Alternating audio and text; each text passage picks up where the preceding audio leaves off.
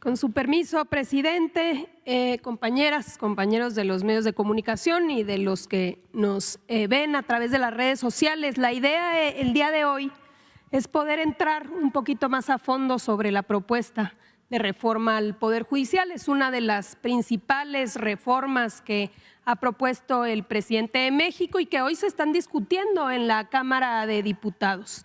Tiene que ver con una reforma que responda a el reclamo del pueblo de México de contar con una institución, un poder judicial que imparta justicia, que sea independiente, que esté legitimado, pero sobre todo que resuelva sus problemáticas con independencias, ajeno a intereses privados, que tenga la sensibilidad de conocer cuáles son las problemáticas que está viviendo la ciudadanía, que abone a combatir la impunidad y también un órgano que pueda ser vigilado como cualquier servidor público de que no se actúe al margen de la ley y con actos de corrupción. Entonces, los objetivos de la reforma de forma más concreta, primero está una nueva integración de la Suprema Corte de Justicia de la Nación, para que pueda ser más eficiente, austera, transparente, tratándose del máximo tribunal en nuestro país. Segundo, la elección popular de ministros, magistrados y jueces, es decir, que cuenten con una legitimidad democrática a partir del voto popular. Número 3, la sustitución del Consejo de la Judicatura Federal, no solamente dividir en dos nuevas instituciones, sino que realmente se garantice que se cuente con instancias para poder tener una vigilancia. Y finalmente nuevas reglas que tienen que ver, uno, con que realmente la justicia sea expedita, es decir, rápida, no lo que conocemos hoy como juicios interminables a través de amparos y resoluciones, y equilibrio de poderes. Otra de las problemáticas que hemos venido viendo es cómo el Poder Judicial se ha puesto por encima de los otros poderes, incluso llegando a desaparecer leyes aprobadas por el Congreso. Adelante. Primero, la nueva integración de la Suprema Corte de Justicia de la Nación. En la reforma se reduce el número de ministras y de ministros. Hoy hay 11, no es necesario contar con esa cantidad, por eso se reduce a 9 integrantes. También se reduce el periodo de su encargo de 15 a 12 años. Se desaparecen las dos salas. Hoy la Suprema Corte trabaja en dos salas y después trabaja en pleno. La idea es desaparecer estas salas que son muy opacas en la resolución de sus conflictos y que solamente se sesione en pleno a través de sesiones que deberán ser públicas, transparentes, todas y todos tener la posibilidad de conocer qué están determinando y decidiendo los ministros.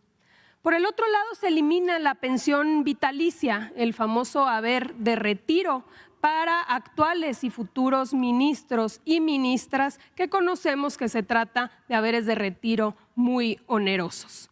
Y finalmente se reitera, hay que recordar que esto ya lo establecía la Constitución, pero se vuelve a reiterar ahora de manera mucho más clara que las remuneraciones de los ministros, de las ministras, deben ajustarse al tope máximo establecido en la Constitución, que es lo percibido por el presidente de la República. Adelante. Respecto a la elección por voto popular, tanto de ministros, de magistrados como jueces, una cosa que establece la reforma es que va a haber una elección extraordinaria.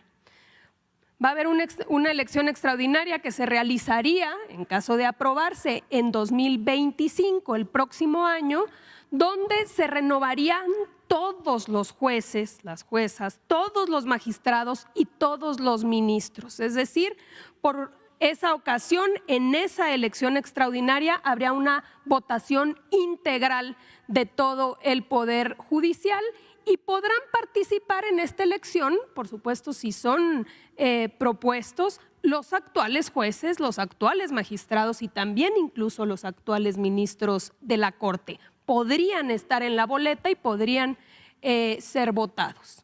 ¿Cómo se va a seleccionar el caso de los ministros de la Suprema Corte? También de los magistrados del Tribunal Electoral y de esta figura nueva que es el Tribunal de Disciplina, que habremos de tocar más adelante. Se van a elegir a nivel nacional en las elecciones, primero en esta extraordinaria y después en las ordinarias, a partir de estas propuestas. El Poder Ejecutivo va a proponer 10 candidatos, el Poder Legislativo va a proponer 10, 5 la Cámara de Diputados y 5 la Cámara de Senadores, y el Poder Judicial, a través de la Suprema Corte de Justicia, va a proponer 10 candidatos. Estos 30 se integrarán para cada una de estas carteras, de estos espacios, para poder elegir a los ministros y a los magistrados del Tribunal Electoral y del Tribunal de Disciplina. En el caso de los 1.633 magistrados de circuito y jueces de distrito, que esa es la cantidad que existe actualmente, se va a elegir en cada uno de los 32 circuitos judiciales. Es decir, cuando se trate de ministros, todas y todos los mexicanos vamos a votar por los ministros de la Corte. Tratándose de los magistrados y jueces, a uno le tocará votar por los jueces y magistrados que correspondan a su circuito judicial, es decir, prácticamente hacia entidad federativa. Adelante. El proceso electoral y los resultados de la elección, el Senado de la República es el encargado de verificar que las candidaturas cumplan con los requisitos de la ley. Mucho se ha hablado de quiénes podrán ser candidatos. La ley establece pues que tiene que cumplir los requisitos, por ejemplo, de contar con la licenciatura, de tener experiencia en la materia, y es el Senado el que va a hacer esta evaluación de que se cumpla con dichos requisitos. Y es el Instituto Nacional de Elecciones y Consultas, el INEC, en caso de que se apruebe la reforma electoral, el INE se transforma en el INEC, quien va a organizar la elección. Hay que recordar que va a haber una elección extraordinaria, pero después todas estas elecciones se van a ir empatando a las elecciones ordinarias, tanto las intermedias como el para presidente de la República. Las campañas duran 60 días, no habrá una etapa de precampañas y no se permite el financiamiento público-privado. Las personas candidatas tendrán acceso a tiempos de radio y televisión para poder difundir propuestas y podrán participar en foros de debate.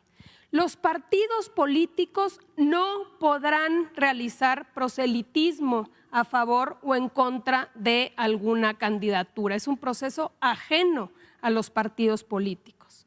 Y el Tribunal Electoral del Poder Judicial es quien va a resolver las impugnaciones y va a declarar los resultados, salvo cuando se trate de sus propios integrantes, porque hay que recordar que también el Tribunal Electoral se integra por magistrados electos por voto popular, así que en el caso del Tribunal Electoral le tocará a la Suprema Corte de Justicia de la Nación ser la autoridad responsable de validar los resultados. Adelante. Tenemos también reglas específicas en caso de ausencia definitiva de algún ministro, de algún magistrado o algún juez. El Senado designará por mayoría calificada a una persona interina. Esta persona va a estar en tanto que se realice la nueva elección ordinaria. No se va a hacer una elección cada que falte un magistrado, un juez o un ministro, sino que habrá interinos y una vez que llegue la elección ordinaria, entonces ahí se votarán los ministros, magistrados o jueces que tengan ausencias definitivas. Para ministros de la Suprema Corte, magistrados del Tribunal de Disciplina, el Ejecutivo Federal es quien propone la terna, como sucede actualmente. Para magistrados de circuito y jueces, el órgano administrativo propone la terna y para magistrados electorales le toca a la Suprema Corte de Justicia proponer esta terna para los interinatos. Adelante. Y luego tenemos que es un elemento fundamental en la reforma. Parte del gran problema que tenemos en el Poder Judicial es la falta de vigilancia. Es que el actual Consejo de la Judicatura Federal no tiene la posibilidad, o sí la tiene, pero no la ejerce, de realmente vigilar una actuación correcta por parte de los juzgadores, y por eso hemos visto tantas cosas en estos años. Se integra este Tribunal de Disciplina Judicial por 5 magistrados electos por voto popular, es decir, dándoles independencia al ejercer sus decisiones. Es una elección por 6 años propuesta por los poderes de la Unión. Ya dijimos, por el Ejecutivo, por el Legislativo y por el Judicial. Podrá recibir denuncias de cualquier persona, de cualquier ciudadano o de cualquier autoridad, y va a investigar tanto a ministros, magistrados, jueces y personal judicial por actos contrarios a la ley, al interés público o a la administración de justicia, incluyendo hechos de corrupción, tráfico de influencias, nepotismo, complicidad o encubrimiento de personas delincuentes, o cuando sus resoluciones no se ajusten a los principios de objetividad, imparcialidad, independencia, profesionalismo o excelencia. Las sanciones incluyen desde amonestaciones, pueden ser multas, pueden ser suspensiones, pueden ser incluso destituciones. En el caso específico de los ministros, el Tribunal de Disciplina no podrá llegar a destituirlos, pero sí puede presentar un juicio político ante el Congreso para que se lleve el procedimiento, pero sí puede destituir en el caso de jueces y magistrados, cuando acredite alguna de estas actuaciones fuera de la ley. Entonces, tenemos este Tribunal de Disciplina que se va a encargar exclusivamente de la vigilancia, del buen actuar de los jueces y magistrados. Y aparte, tenemos el órgano de administración. Hoy estas tareas se combinan en el Consejo de la Judicatura y aparte no tienen independencia porque el Consejo de la Judicatura se integra por 7 y la presidenta o el presidente de la Suprema Corte es la cabeza del Consejo de la Judicatura, y eso pues genera varios conflictos de interés. Por ello va a tener autonomía. La Suprema Corte no va a participar en el Tribunal de Disciplina y tampoco va a participar en el órgano administrativo. El órgano de administración judicial se integra por 5 personas designadas por un periodo de 6 años por parte de los poderes de la Unión. El Poder Ejecutivo nombrará 1, el Senado nombrará 1 y la Suprema Corte nombrará a 3. Responsables de funcionamientos administrativos, de la carrera judicial, del control interno, así como de elaborar los presupuestos del Poder Judicial. Adelante. Nuevas reglas también, no solamente es cómo se integra el Poder Judicial, sino nuevas reglas necesarias para el buen funcionamiento. 1, justicia expedita. Una de las grandes problemáticas que tenemos es que pasan los años, se pasan los plazos y no pasa absolutamente nada. Entonces, se establece un plazo máximo de 6 meses para que los jueces puedan resolver en el caso de asuntos fiscales y 1 año para el caso de asuntos penales. En el caso en el que se rebasen estos plazos, los juzgadores tienen que justificarle al Tribunal de Disciplina cuáles fueron las razones por las cuales se excedieron los plazos sin haber resuelto previamente. Y el Tribunal de Disciplina va a investigar si en efecto hubieron circunstancias que lo justifiquen y si no, como ya dijimos, puede incluso sancionar. Segundo elemento importantísimo, el tema de las famosas suspensiones. Se prohíbe otorgar suspensiones contra leyes con efectos generales en amparos, controversias constitucionales y acciones de inconstitucionalidad.